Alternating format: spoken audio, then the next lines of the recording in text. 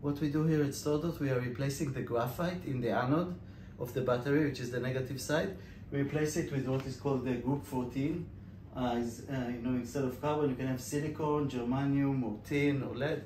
So these materials are known to have better diffusion of the ions, but they need to be managed in terms of their nanotechnology, their expansion, their swelling. So we have here dozens of researchers that are looking for new materials that improve the performance of the battery. And now, after 10 years of research, we're actually shipping batteries that charge in minutes. Actually, 10 minutes to 80% is what we were asked for by the car makers, which is doing that for 1,000 times. So consecutively, every time that you want to charge, you charge fast. And the battery does not degrade more than, let's say, after 1,000 cycles, you get to 80% of the original capacity.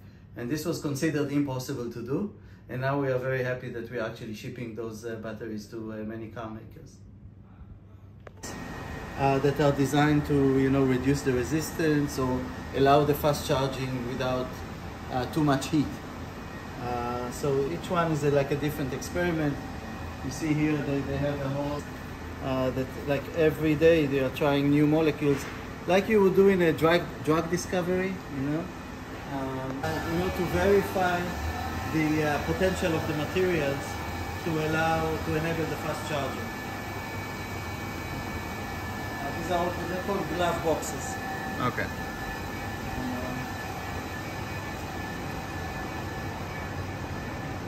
Look at the different elements and different composition of the materials before charging and after charging. So these are very expensive machines, rotating. This is what we call the chemistry lab, and or wet chemistry, and we go now to where we do the scale up and the coating of the material. So the active material you coat on top of it. So this is the coater. Here you have the coating head that actually delivers a very thin layer of the active material.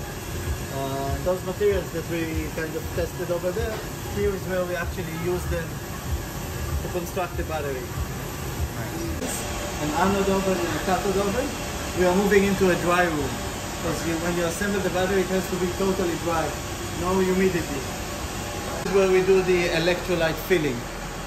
So it's the final stage, and then the battery comes out of here, and it goes downstairs to the cycling.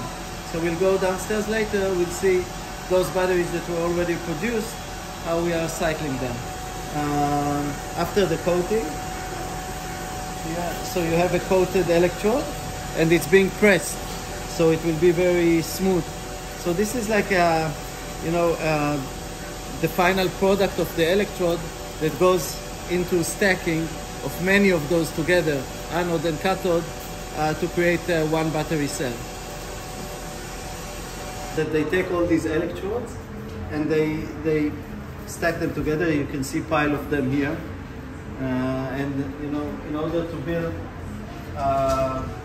they are stacked one on top of the other, and then at the end of the day, and we use the stacker. He's just showing us it's a robot that we prepared, so we won't have to do it manually. And this stacker basically takes cathodes and anodes from both sides, and kind of has the Z folding of the separator, so you won't have a short between an anode and a cathode. So you can see this process of basically stacking the cells together. So this is creating a 3 amp hour, 6 amp hour cell, small cell for testing. Of course, we have also here the capabilities for large. You can have 4 people working together, and this is semi-manual process. Of course, for the large volume, we are doing this in China. But because each vehicle might want a different form factor of the battery. There's thousands of experiments that are going on, and so no human can actually identify if this cell is better than the other cell. So it's machine learning and a lot of capabilities that are being done.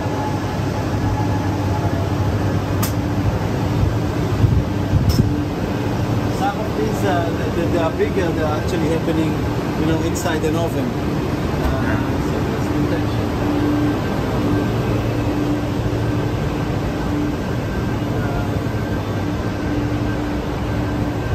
have like a command and control center because all this information is being uploaded to the cloud. So you can analyze the experiments and see. So, I mean, you can see just the amount of data that is being collected. Maybe we can open just one battery so you'll see a chart. Basically, it's going through many charging and discharging cycles. And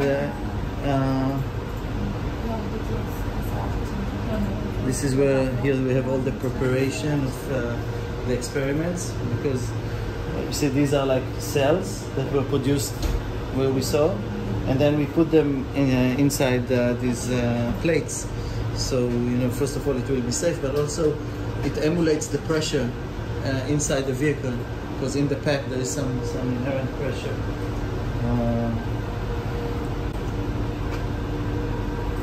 So you see, basically, you know, anywhere in the world, because we have cells coming from China, and we have a lab also in California. So basically, all the data, as you can see, is organized in a very structured way. That first of all, the machine can analyze it, but then, you know, each researcher can get into, you know, one of the experiments and see the details of each charging and discharging.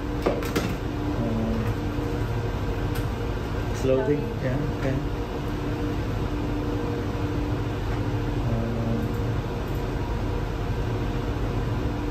So from here, basically, I mean, from anywhere, you can control all the experiments. You can start or stop a battery. You can get data if there are any problems. So each line is basically a different experiment, but you can drill down and, you know, see all the data. And all experiments are managed by human. They are plugged in. Yeah, but I would say the initiation of the experiment. Yeah. But then the protocol of the charging and discharging is of course automatic.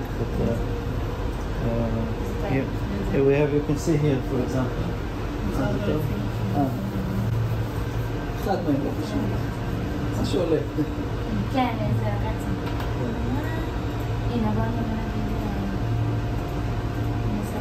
Those greens are actually in process, the reds are now resting, so it has like a color coding. So you see here... It takes a long time because it's many cycles. Yeah, more cycles, more time. Each cycle is constructed from many data points, because every 2 seconds all the information is uploaded to the cloud. So about the temperature, the resistance, the thickness of the cell, and you know, the capacity, how much of the lithium is actually moving in and out, what's the current.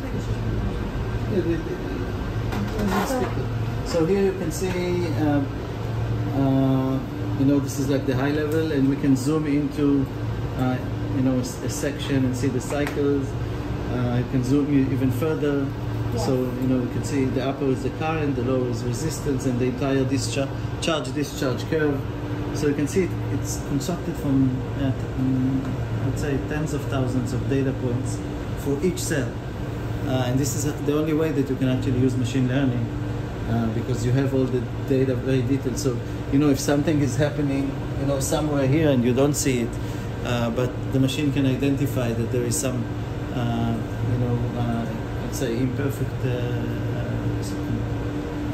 formulation, then you can analyze it, and you see everything go up. So you see everything in terms of the charge. The charge is very fast, and then the red is the discharge, because we are charging in 10 minutes and we are discharging in an hour. So basically all the data is here. Charging station, right? Basically many that are going into the office. So inside there are batteries that are being cycled.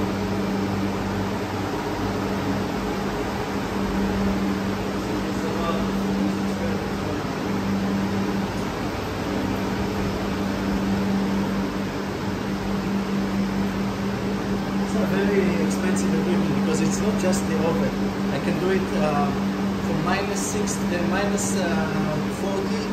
to plus 80 degrees Celsius. And we can learn about the, you know, how how it will behave in freezing conditions and all that. So it's very important.